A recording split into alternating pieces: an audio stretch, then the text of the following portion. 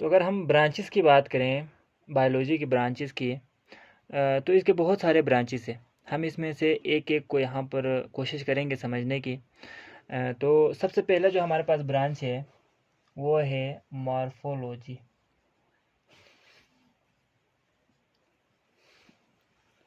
ठीक है, तो पहला जो ब्रांच है हम जिसको पढ़ेंगे यहाँ पर, तो वो है हमारे पास मॉर्फोलॉजी। तो मॉर्फ निकला है, मॉर्फ का मतलब होता है स्ट्रक्चर। ठीक है, मॉर्फ कहते हैं, इसका जो मीनिंग है वो है स्ट्रक्चर। तो मॉर्फोलॉजी बेसिकली अगर हम इसमें किस चीज़ की स्टडी करते हैं, the study of form and external structure of organism इस कॉल्ड मॉर्फोलॉजी। हम इसमें स्ट्रक्चर को स्टडी करते हैं, सबसे पहली चीज़ स्ट्रक्चर।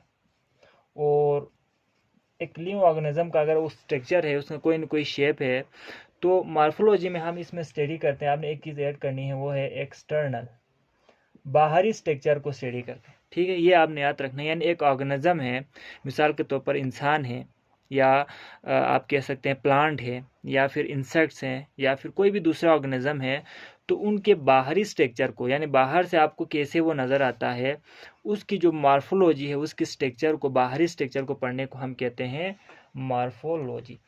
ठीक है, और इससे मिलता जुलता हमारे पास एक और ब्रांच है, उसे कहते हैं एनाटोमी।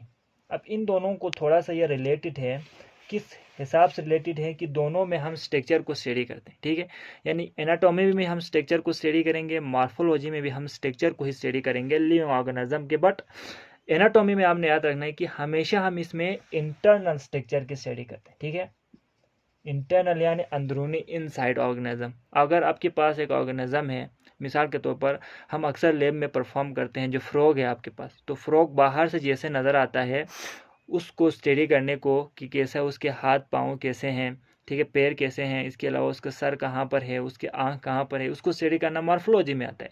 लेकिन जब आप उसको काटते हो, उसके पेट से, एब्डोमेन से उसको काटते हो और उसके इंटरनल स्ट्रक्चर को देखते हो, आप उसका हार्ट कहाँ पर है, उसका लंग्स कहाँ पर है, उसकी किडनी कहाँ पर है, तो इसको स्टडी करने को हम कहेंगे एनाटोमी।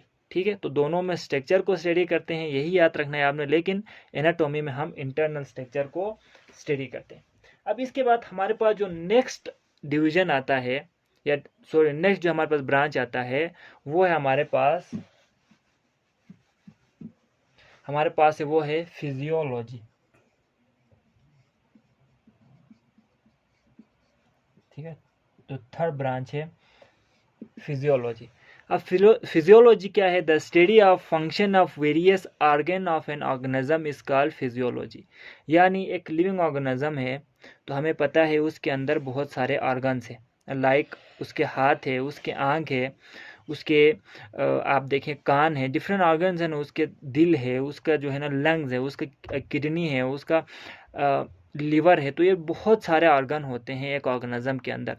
तो वो ऑर्गन के क्या काम करते हैं, उनके फंक्शन को स्टडी करने को, ठीक है, मैं यहाँ पर लिखूंगा function of organ of an organism, यानी एक जानदार के ऑर्गन के फंक्शन को स्टडी करने को, कैसे वो काम करता है। अगर मैं बात करूं इंसानों की, ह्यूमन की, तो मैं बात करता हूं उसके दिल की, ठीक है, हार्ट की बात करूंगा। तो अगर हार्ट कैसे काम करता है, उसमें खून कहाँ से आता है, कहाँ से खून जाता है, कैसे पंप करता है, और उसके जो है ना पंप करने से क्या होता है, ठीक है, तो ऐसे किसी भी ऑर्गन के बारे में स्टडी करने को, उसके फंक्शन को स्टडी करने को कहते हैं हम फिजियोलॉजी। ठीक है, अब इसके बाद जो हमारे पास नेक्स्ट ब्रांच है, वो है हमारे पास इसी से मिलता जुलता है हिस्टोलॉजी। अब हिस्टोलॉजी में हम किस चीज़ को स्टडी करते हैं? अगर मैं इसकी डेफिनेशन बताऊं तो the microscopic study of tissues of an organism is called histology. ठीक है, यानी टिश्यू के बारे में किसी भी ऑर्गेनिज्म, यानी हमें पता है कि एक ऑर्गेनिज्म है तो उनके अंदर टिश्यूज होंगे, ठीक है, क्योंकि वो टिश्यूज से ही मिलकर बने होते हैं। उनके अंदर सेल होते हैं, सेल मिलके टिश्यू बनाते हैं, टिश्यू मिलके ऑर्गन बनाते हैं, ऑर्गन मिलके पूरा ऑर्गेनिज्म बनाते हैं। ये हमें एक बेसिक कंसेप्ट हमें पता है। तो उनके अंदर जो टिश्यूज होते हैं उनकी स्टडी करने को हम कहते हैं हिस्टोलॉजी। ठीक है, तो मैं यहाँ पर लिखूंगा स्टडी ऑफ टिश्यूज। ठीक है। तो यहाँ पर एक वर्ड यूज़ हुआ है माइक्रोस्कोपिक। इसका मतलब क्या है, टिश्यूज़ हमें आम नज़र नहीं आता, वैसे ही हमें आम आंख से नज़र नहीं आता। हमें अगर आप बाहर से देखें तो आपको आर्गन तो नज़र आता है, आप अगर उस ऑर्गेनिज्म को खोलें तो, लेकिन उस ऑर्गेनिज्म जो चीज़ बना होता है, उस ऑर्गेनिज्म के जो ऑर्गन बना होता है वो टिश्यू से बने होते हैं, तो आपको टिश्यू नज़र नहीं आता। ठीक है, तो उसके लिए आपको माइक्रोस्कोप चाहिए, और माइक्रोस्कोप के ज़रिए ही आप टिश्यू की स्टडी कर सकते हो। तो इसको कहते हैं माइक्रोस्कोपिक स्टडी ऑफ टिश्यूज़। तो इसको हम कहते हैं हिस्टोलॉजी। अब उसके बाद हमारे पास जो नेक्स्ट ब्रांच आता है वो भी बहुत ईजी है, उसमें भी आपने उसके नाम से आपको पता चल जाएगा। हमारे पास है जो नंबर 5 पे आता है सेल बायोलॉजी। अब सेल आपको पता है, ठीक है, सेल क्या होता है, तो the study of structure and function of cell. अब सेल के स्ट्रक्चर और फंक्शन को स्टडी करने को हम कहते हैं सेल बायोलॉजी। ये भी ब्रांच है। तो हमें पता है cell is the basic unit of life. पूरी ज़िंदगी सेल से बनी होती है। यानी अगर एक ऑर्गेनिज्म है, एक ह्यूमन है, एक इंसान है, तो वो पूरा सेल से बने होते हैं। उनके अंदर ट्रिलियंस ऑफ सेल्स होते हैं जो एक दूसरे के साथ मिलकर काम करते हैं, तभी एक ऑर्गेनिज्म बनता है। तो उन सेल के बारे में स्टडी करने को, कि सेल होता क्या है, सेल के अंदर क्या क्या चीज़ें हैं, तो इसको स्टडी करने को कहते हैं सेल बायोलॉजी। और इसी के बाद हमारे पास जो नेक्स्ट है, इसको लिखने की ज़रूरत नहीं है, आपको नाम से ही जाहिर है, हमारे पास आता है जेनेटिक्स। अब इसके नाम में ही आपको पता चल रहा है कि जेनेटिक्स में हम किस चीज़ के बारे में स्टडी करेंगे, जीन के बारे में। ठीक है, जीन के बारे में स्टडी करने को हम कहेंगे genetics. The study of gene and heredity in organism is called genetics. ठीक है, एक तो हम इसमें जीन के बारे में स्टडी करेंगे और दूसरा हेरिडिटी। हेरिडिटी को अगर आप हेरिडिटी की हम अगर बात करें तो हेरिडिटी कहते हैं विरासत को। ठीक है, हम जैसे कहते हैं ना कि अगर आपके पास कोई जायदाद आपके वालिद साहब की तरफ से आए हैं, तो हम कहते हैं कि मेरे वालिद ने वो मुझे जायदाद विरासत में दिया है, हेरिडिटी है उनकी, वो विरासत है। तो इसी तरह अगर आपके वालिद साहब कोई कैरेक्टर आपको देता है, तो वो क्या हो गया, विरासत में आपको मिला है। अब वो कैसे मिला है, किस तरह से मिला है, उसको स्टडी करना। और इसी के साथ साथ जीन। अब जीन क्या होता है, जीन हमारे पास होता है जिसके अंदर हेरिडिटी इन्फॉर्मेशन होता है। अब हमने कहा विरासत में हमें कोई कैरेक्टर मिला है, तो वो जो कैरेक्टर जिस जगह पर होती है उस जगह को हम कहते हैं जीन। ठीक है, sequence of amino acids is called gene, specific sequence हम जिसे कहते हैं। तो इन दोनों के बारे में स्टडी करने को हम कहते हैं जेनेटिक्स। ठीक हो गया, बहुत ही सिंपल था। इसके बाद जो हमारे पास नेक्स्ट एक ब्रांच आता है उसे कहते हैं एम्ब्रियोलॉजी। अब इसके नाम में भी आप देखो, नाम अगर आपको पता हो इसे किसे कहते हैं, तो आप इजीली समझ सकते हो इस ब्रांच में हम किस चीज़ के बारे में स्टडी करेंगे, एम्ब्रियो के बारे में। ठीक है, एम्ब्रियो क्या होता है, एम्ब्रियो बेसिकली जब फर्टिलाइजेशन होती है, यानी मेल और फीमेल, मेल स्पर्म और फीमेल ईग के दरमियान फर्टिलाइजेशन होती है, तो एक बच्चा पैदा होता है, बच्चा जन्मता है माँ के पेट के अंदर। तो वो बच्चा जब डेवलपमेंटल स्टेज 9 माह माँ के जब पेट में रहती है, तो उस दौरान एक सेल से वो बेसिकली डेवलप्ड होते होते एक ऑर्गेनिज्म बनता है। ठीक है, तो इस पूरे स्टेजेस को, ठीक है, डेवलपमेंटल स्टेजेस जिसे कहते हैं, 9 माह के अंदर जितना वो डेवलप्ड होकर एक ऑर्गेनिज्म बनता है, इस पूरे प्रोसेस को स्टडी करने को हम कहते हैं एम्ब्रियोलॉजी। ठीक हो गया, बहुत ही सिंपल था। इसके बाद हमारे पास जो नेक्स्ट आता है ब्रांच, वो भी थोड़ा आप समझ लें कि आपके नाम को साथ ही उसका आपको पता चलेगा कि उसमें हम किस चीज़ के बारे में स्टडी करेंगे। तो इसको कहते हैं हमारे पास पैलियोंटोलॉजी। जो फॉसिल्स होते हैं, fossils remain, the study of fossils is called palaeontology. अब यहाँ पर एक वर्ड यूज़ हुआ है फॉसिल्स। फॉसिल्स किसे कहते हैं, अगर मैं इसकी बात करूँ फॉसिल्स की, तो इसको कहते हैं जो रिमेन्स होते हैं, यानी एक ऑर्गेनिज्म था, एक ज़माने में ज़िंदा था, लेकिन फिर वो मर गया। ठीक है, आज से 100 साल पहले बहुत सारे ऑर्गेनिजम्स थे, लेकिन अभी वो मर गए हैं। तो किसी तरीके से उनके जो रिमेन्स थे, उनके जो ढांचे थे, उनके जो पूरी बॉडी थी, वो किसी तरीके से प्रिजर्व्ड हो गए, यानी बच गए। ठीक है, यानी कि मिसाल के तौर पर एक ऑर्गेनिज्म मरा, हम बात करते हैं एनिमल्स की, तो अगर वो मर जाता है और वो पानी में कहीं गिर जाता है, तो अब पानी के अंदर वो फ्रोजन फॉर्म में स्टोर रहता है। ठीक है, तो 100 साल बाद में मिले तो आपको वो ऑर्गेनिज्म वैसा कि वैसा ही होता है। तो अब उसके बारे में आप इजीली स्टडी कर सकते हो। तो इससे फ़ायदा क्या होता है, पैलियोंटोलॉजी की स्टडी में आप पास्ट के बारे में स्टडी कर सकते हो, या आप इवोल्यूशन के बारे में स्टडी कर सकते हो कि भाई आज से 100 साल पहले इंसान कैसे थे, 200 साल पहले, 400 साल पहले, मिलियन साल पहले। हम कहते हैं ना कि ये जो दुनिया है ये 4 मिलियन पहले वजूद में आया, ठीक है। यानी जो पहला ऑर्गेनिज्म था वो 3.5 मिलियन पहले, सबसे पहला ऑर्गेनिज्म जो बना वो 3.5 मिलियन ईयर एगो बना, ठीक है। तो हमें कैसे पता भाई 3.5 मिलियन पहले एक ऑर्गेनिज्म बना है? हमें उनके फॉसिल्स मिले, उनके रिमेन्स मिले, उनके जो बाकायजात है हमें मिला, हमने उनको स्टडी की, तो उनके जो हमें डेट मिल रहा था जब वो लीव कर रहा था, तो वो तकरीबन 3.5 मिलियन ईयर एगो वो ज़मीन पर मौजूद थे। तो इस तरह से हमें अपने पास्ट के बारे में पढ़ने में आसानी होती है। और इसी तरह इवोल्यूशन के बारे में, जैसे कि एक बड़ा मशहूर हमारे पास कहावत है कि इंसान बंदर से वजूद में आया। तो अब ये जो इवोल्यूशन है ये वैसे ही नहीं कहते, इनके पास जो फॉसिल्स रिमेन्स हैं, हमारे जो परदादा, दादा, परदादा, उनसे पहले जो हमारे जो इंसान थे उनके फॉसिल्स मौजूद हैं आज भी। तो उनको स्टडी करके हमें पता चलता है कि किसी न किसी तरीके से बंदर और इंसान एक दूसरे के रिलेटेड है एक दूसरे से। इनके जो डीएनए का 99% इंसान और बंदर का एक जैसा है, चैंपियंजी का। तो इस तरह के जो एविडेंस हमें मिलते हैं तो वो कैसे मिलते हैं, और उनके बारे में स्टडी करने को हम कहते हैं पैलियोंटोलॉजी। ठीक हो गया। इसके बाद जो हमारे पास नेक्स्ट ब्रांच है वो हमारे पास है टेक्सोनॉमी, ठीक है। टेक्सोनॉमी भी बहुत ही इजी एक ब्रांच है। इसका अगर आप डिफिनेशन देखो, नंबर 9 पे है taxonomy. The classification and naming of organism is called taxonomy, ठीक है। यानी टेक्सोनॉमी आपके पास जो 3rd चैप्टर है उसमें पूरा टेक्सोनॉमी पर आपके एक पूरा चैप्टर दिया हुआ है, उसको आप डिटेल में पढ़ेंगे क्या होता है। तो एक ऑर्गेनिज्म जब हमें मिलता है तो उनकी नेमिंग, कि इनको क्या नाम देना है और इनको किस ग्रुप में रखना है, ठीक है। अगर हम देखें, आप आगे पढ़ेंगे कि जो क्लासिफिकेशन में हमारे पास आते हैं, एक आता है plant, animal, algae, fungi, micro organism, ठीक है। ये जितने भी हमारे पास ब्रांचेस हैं लिविंग ऑर्गेनिज्म की, तो इनमें से किस आप ब्रांच में इसको रखेंगे, या फिर इसकी नेम, इसको कैसे नाम देंगे। जिस तरह से अगर हम बात करें एनिमल्स की, तो हमने किसी को कैट नाम दिया हुआ है, कोई डॉग है हमारे पास, ठीक है।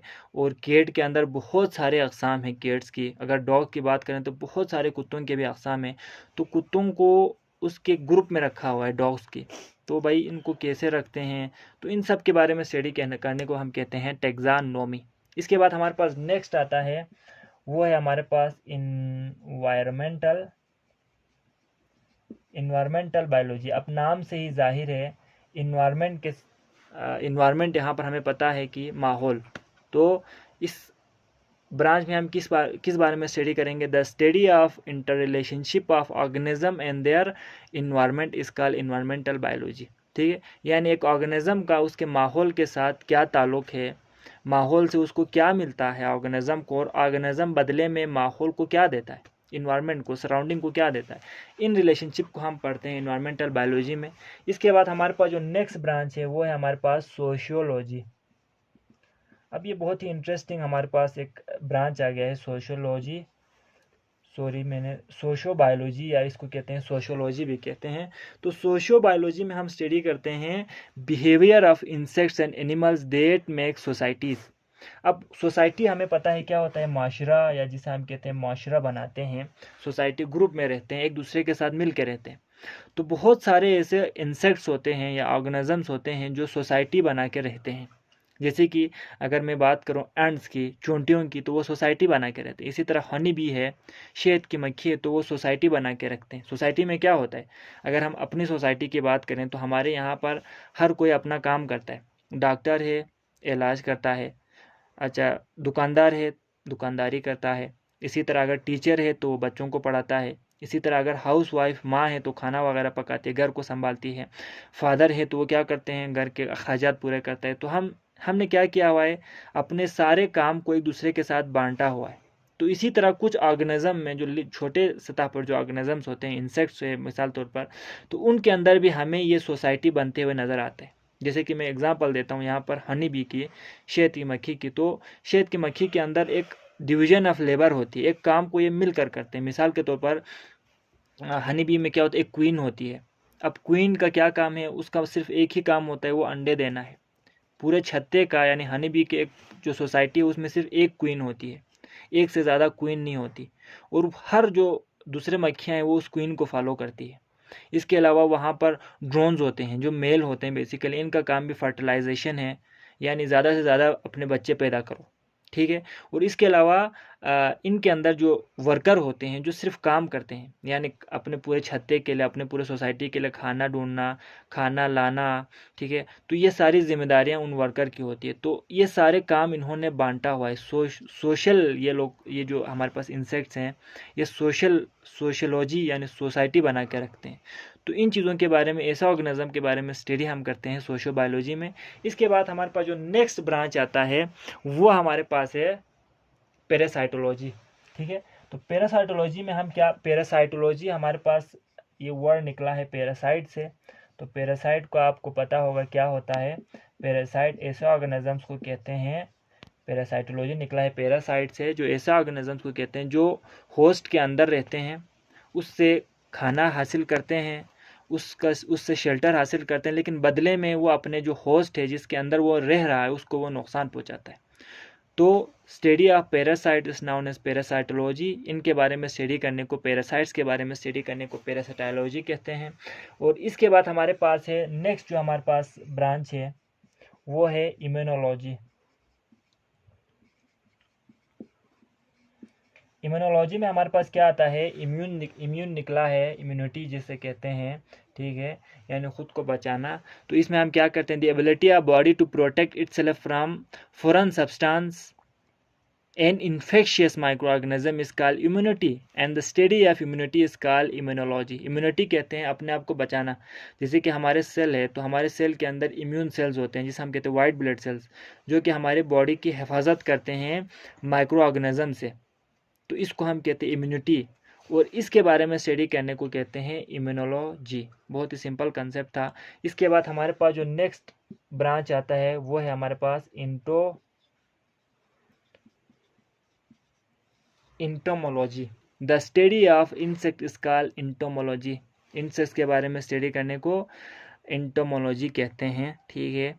तो ये बहुत सिंपल एक डेफिनेशन था। इसके बाद नेक्स्ट जो हमारे पास ब्रांच है, नेक्स्ट जो ब्रांच है वो हमारे पास है फार्माकोलॉजी।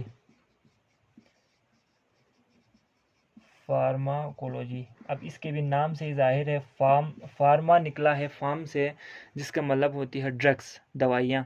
तो फार्माकोलॉजी में हम किसके बारे में स्टडी करते हैं, deals with the study of drugs. दवाइयों के बारे में हम इसमें स्टडी करते हैं। अब दवाइयाँ कुछ भी हो सकते हैं, जो मेडिसिन आप यूज़ करते हो वो भी हो सकते हैं, और दूसरा जो नशावर दवाइयाँ होती है जिसे हम कहते हैं नशा, तो उनके बारे में भी स्टडी करते हैं। तो उसको हम कहते हैं फार्माकोलॉजी में।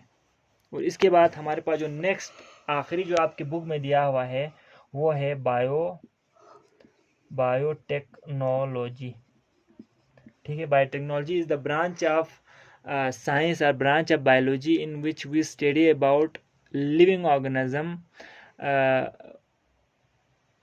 विच we used for the benefit of mankind, ठीक है। बायोटेक्नोलॉजी क्या है, जिसमें हम ऐसे ऑर्गेनिजम्स के बारे में या ऐसे टेक्निक के बारे में स्टडी करते हैं जिसमें हम जो लिविंग ऑर्गेनिज्म है, जैसे कि माइक्रो ऑर्गेनिजम्स हो गया, बैक्टीरिया हो गया, वायरस वगैरह, इसको इस्तेमाल करते हैं for the benefit of Mankind.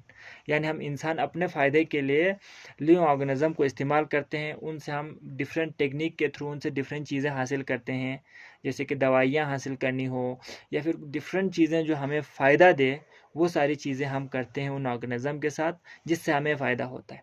तो उसको हम स्टडी करते हैं बायोटेक्नोलॉजी के अंदर। तो ये एक बहुत ही फैसिनेटिंग फील्ड है और इसमें लोग मास्टर भी करते हैं। तो इन सारे फील्ड में मास्टर करते हैं, बहुत ही वास्ट फील्ड्स हैं जिसको मैंने बहुत सिंपल है आपको यहाँ पर समझाया है। और आई होप कि आपको इसमें कोई परेशानी नहीं होगी इसको समझने में। तो थैंक यू वेरी मच, हम अपने अगली वीडियो में मिलते हैं।